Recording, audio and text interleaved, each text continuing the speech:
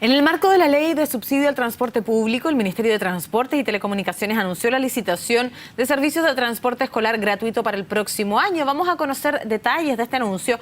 Establecemos contacto con el ministro subrogante de Transportes y Telecomunicaciones, Cristian Bowen. Un gusto saludarlo. ¿Cómo está? Buenas tardes. Hola Macarena, ¿cómo está? ¿Cuál es el proceso de licitación que precisamente abrieron ya esta jornada y la hicieron pública? Sí, efectivamente, nosotros, como la ley, primero que todo explicar lo que es la ley de subsidio del transporte. La ley de subsidio del transporte permite subsidiar el transporte público de la ciudad de Santiago, el Transantiago, pero además tiene un espejo, es decir, un fondo que se gasta igualmente en el resto de las zonas del país, incluyendo las zonas rurales de la región metropolitana. Y es por eso que estuvimos hoy día en Buin anunciando el proceso de licitación de uno de los servicios que se prestan gracias a este subsidio, que son el transporte escolar gratuito, que el próximo año va a alcanzar a cerca de 50.000 niños y niñas en todo el país, sobre todo de zonas rurales que tienen que moverse a sus escuelas. Y así como nosotros queremos tener una educación gratuita de calidad, tenemos que proveer los mecanismos de transporte para que esos niños y niñas puedan llegar sanos y salvos a su escuela o colegio. Ya, a ver, para que nos quede claro, ¿esto se financia entonces con el Fondo Espejo del subsidio del Transantiago, este beneficio que se alcanza en el año 2009? Eso es así, con este recurso entonces se abre esta licitación y es solo entonces para conectar a estudiantes que están en lugares más aislados, ¿no es para las zonas urbanas propiamente tal? Justamente está más pensado en las zonas rurales. Son 18.000 millones de pesos que el próximo año van a ser destinados para esto. Es transporte escolar gratuito que es provisto por operadores que se hacen parte de un concurso, de una licitación, y se ganan obviamente los que ofrecen las menores tarifas, ofreciendo los servicios que son requeridos por las comunidades. Y esto ha sido muy relevante, sobre todo municipios rurales que han podido destinar los recursos que tienen de las municipalidades, que son siempre pocos, especialmente en poder avanzar hacia una mejor educación, mientras los problemas de transporte los vamos resolviendo con esta ley de subsidio del transporte que permite esto y muchas otras cosas más relativas a mejorar el transporte público en todo nuestro país. Entonces este transporte escolar gratuito que viene financiado con este fondo que usted ya nos indicaba, viene de alguna manera a aliviar algo que muchas veces tienen que resolver los propios municipios que no siempre cuentan con el recurso para esto. Bueno, cuando lo pueden resolver. Hay muchos casos en que ha pasado eso y hay otros muchos casos en los cuales los niños simplemente tienen que llegar como se pudiera a la escuela. En el caso ahora de Buin, por ejemplo, nos contaban que antes de que hubiese este servicio subsidiado del transporte, había niños que caminaban hasta 1 hora para poder llegar a la escuela. Lo cual evidentemente es una situación que nosotros por dignidad, por temas de derecho de educación, derecho al acceso, creemos que es importante enfrentar y lo vamos a enfrentar con mucha fuerza. Es muy significativo que 50.000 niños y niñas puedan transportarse hacia sus escuelas con transporte gratuito provisto por el Estado. Y también es bueno recordar que provisto por el Estado significa que todos nosotros hacemos un esfuerzo pagando nuestros impuestos para que podamos entregar estos servicios que finalmente dan más dignidad, dan más igualdad de oportunidades a muchos niños que tienen que desplazarse a su escuela todos los días. Vamos a la licitación en sí. Para poder participar de este proceso de licitación, ¿cuáles son los requisitos? ¿Quiénes pueden participar en la licitación? ¿Y son trazos que ya están definidos? ¿Son precisamente la conexión entre lugares determinados y determinadas escuelas?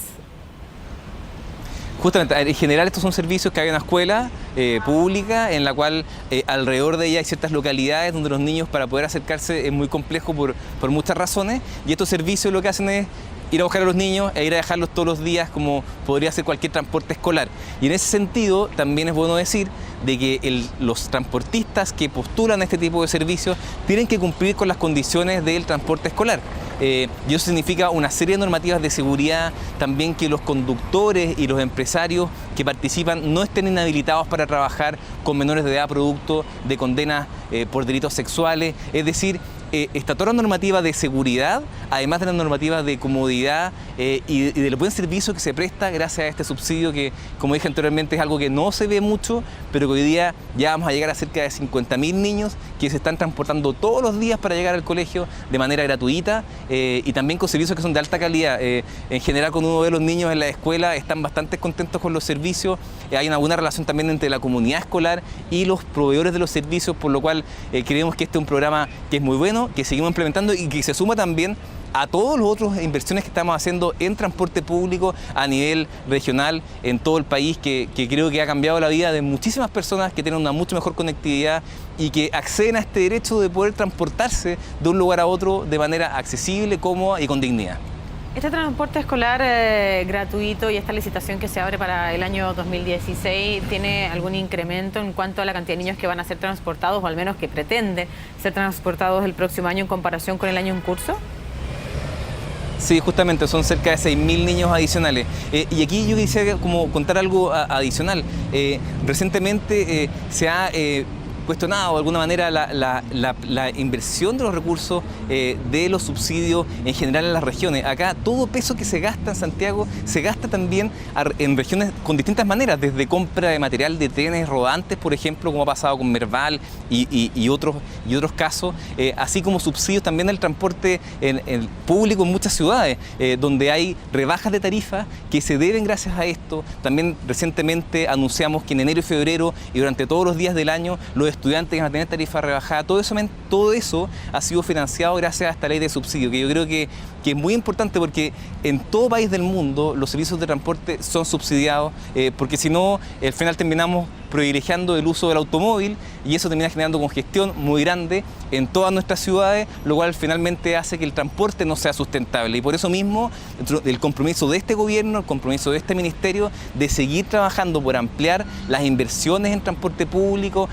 el subsidio a la operación de transportes públicos de distintos tipos para las zonas urbanas y zonas rurales que tienen distintas necesidades, y que nosotros estaremos ahí puestos con todos porque entendemos que somos un gobierno de todos los chilenos y chilenas.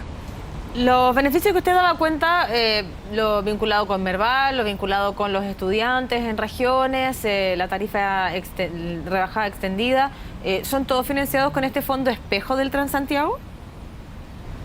Justamente, ahí es importante también aclarar algunas cosas. Hay dos partes del fondo. Una parte que la ejecuta directamente el Ministerio de Transporte y otra parte que se entrega a los gobiernos regionales. ¿Por qué? Porque también nosotros creemos que los gobiernos regionales tienen que ir definiendo cuáles son las prioridades de inversión en materia de transporte en general que deben ir ellos implementando. Y de esa manera dar libertad también, cuando hablamos de descentralización, no hacer todo centralizadamente, sino que darle también poder a las regiones para que vayan implementando sus medidas y sus políticas públicas para ir fomentando el transporte público. Por ejemplo, todos los programas de renovación de micros, de buses que ha habido en el país a lo largo de Chile, en el que los gobiernos regionales ponen recursos para que los buses se renueven y sean más nuevos. Y eso ha generado obviamente un cambio en la comodidad y también en la tecnología de los buses. Y ahora vamos a empezar también con la renovación de los taxis colectivos, es decir, hay un montón de iniciativas que salen de los gobiernos regionales que van en pos de un mejor transporte y que son nuestros socios obviamente en lograr hacer que el transporte público en todo Chile sea el mejor posible. Secretario, y usted hablaba de este Fondo Espejo del Transantiago, que una parte precisamente la administra de alguna manera su cartera, a la que usted pertenece, y otra directamente al gobierno regional para poder, en este caso, descentralizar la decisión. ¿Cuál es el porcentaje, en este caso, que administra la cartera de transporte de forma centralizada y precisamente la que está en manos del GORE? A ver, más o menos el próximo año, cifras, si que el presupuesto 2016 se aprueba de esa manera, el Ministerio de Transporte está ejecutando cerca de 150.000 millones y el resto de los 400.000 más o menos va a los gobiernos regionales. Eso obviamente se ajusta por la inflación y por la discusión de la ley de presupuesto. Sin prejuicio de lo cual, más o menos esas son las proporciones. Y los gobiernos regionales yo creo que han hecho bastantes cosas que tienen que ver con transporte, con infraestructura, y creo que es importante destacar también el compromiso de muchos gobiernos regionales por llevar adelante el transporte público y por hacer que la ejecución de estos recursos que tienen que ver con mejorar la operación de los transportes en general sea lo mejor posible. Pero sin embargo, la Contraloría igual ha detectado que 26.000 millones de pesos que pertenecían a este Fondo Espejo del Transantiago fueron utilizados para otros fines en el 2014. ¿Y qué pasó ahí? Que es un fondo, usted bien lo explicaba, destinado para mejorar el transporte y no otros fines. Mire, ahí yo creo que hay una interpretación que tiene que ver con interpretaciones jurídicas al respecto de lo que es la ley del subsidio del transporte. La Contraloría ha objetado ciertos gastos que afortunadamente es una proporción menor del total de los recursos que se entregan en los gobiernos regionales y esa proporción se ha dicho claramente de que tienen que ser ocupados para el transporte, y eso es es una investigación que está en curso, que la Contraloría va a instruir sumario y dejemos que eso se pueda investigar. Por ahora ha primado la tesis de que estos recursos deben ser utilizados para proyectos que vayan y que tengan que ver con el mejoramiento del transporte público, y eso es algo que nosotros vamos a seguir comprometiendo y vamos a seguir trabajando codo a codo con los gobiernos regionales, de tal manera de que efectivamente vayamos avanzando hacia un transporte público mejor, con más dignidad, con más igualdad de oportunidades, que permita que las personas que viven alejadas o aisladas puedan acercarse a los centros urbanos, de tal manera de que tengamos al final un país mejor, porque todos tenemos que transportarnos todos los días, y lo vamos a seguir haciendo, afortunado lamentablemente, en el tiempo y en adelante. Muchísimas gracias por compartir esta conversación con CNN Chile. Muchas gracias, Macarena, y espero que sigamos avanzando, y obviamente estamos abiertos a sus opiniones y críticas para poder seguir avanzando mejor. Bien, pues gracias.